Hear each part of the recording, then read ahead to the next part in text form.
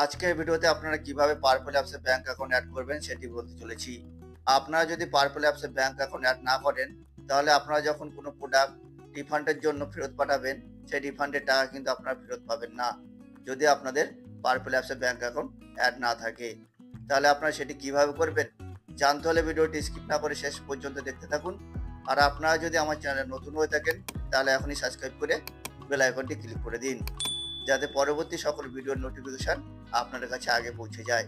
তাহলে চলুন দেখানো যাক। বন্ধুরা, সর্বপ্রথম আপনারা জেনে রাখুন যে পার্পল অ্যাপসে ব্যাংক অ্যাকাউন্ট কেন অ্যাড করতে হয়। বন্ধুরা, সাধারণত আমরা পার্পল অ্যাপস থেকে শপিং করি এবং ক্যাশ অন ডেলিভারিতে অর্ডার দিই। তখন কোনো পণ্য পছন্দ না হলে বা রিটার্ন করতে চাইলে রিফান্ডের টাকা আমাদের হাতে ফেরত দেওয়া হয় না। যে ডেলিভারি বয় আপনার কাছ থেকে প্রোডাক্ট নিয়ে যাবে, সে আপনাকে নগদ টাকা দেবে না।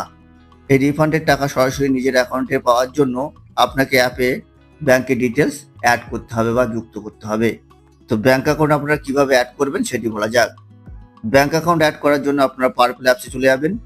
যাওয়ার পর আপনারা কিছুক্ষণ ওয়েট করবেন। ওয়েট করার পরে বন্ধুরা দেখবেন এরকম একটি ইন্টারফেস চলে আসবে। তো আপনার উপরে ডান দিকে আপনাদের প্রোফাইল আইকনটি দেখতে পাবেন, তো আপনারা সেখানে ক্লিক করবেন।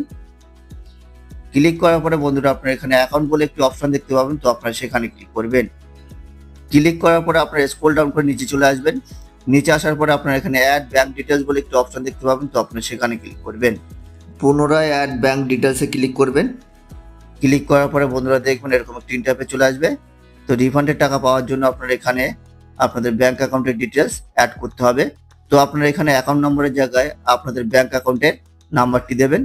দিয়ে দেওয়ার পরে বন্ধুরা আপনারা এখানে নিচে আপনারা পুনরায় আপনাদের অ্যাকাউন্ট নাম্বারটি দেবেন। দিয়ে দেওয়ার পরে আপনারা এখানে আইএফসি কোডের জায়গায় আপনাদের ব্যাংকের আইএফসি কোড দেবেন, যেটি আপনারা আপনাদের ব্যাংকের পাসবুকে পেয়ে যাবেন। তো সেখান থেকে আপনারা দেখে আইএফসি কোড দিয়ে দেবেন।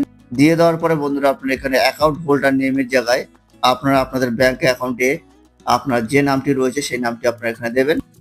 দিয়ে দেওয়ার পরে বন্ধুরা আপনারা এখানে কনফার্ম বলে একটি অপশন দেখতে পাবেন, তো আপনারা সেখানে ক্লিক করবেন।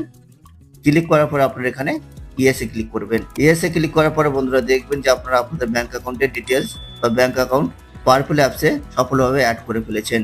তাহলে বন্ধুরা বোঝা গেল আপনারা কোথা থেকে কিভাবে পার্পল অ্যাপসে ব্যাংক অ্যাকাউন্ট কিভাবে অ্যাড করবেন। তো বন্ধুরা, ভিডিওটি কেমন লাগলো? যদি ভালো লেগে থাকে তাহলে লাইক, শেয়ার আর কমেন্ট করে দেবেন। আর এই ধরনের ইন্টারেস্টিং ভিডিও পেতে চ্যানেলটি সাবস্ক্রাইব করে বেল আইকনটি ক্লিক করে দেবেন।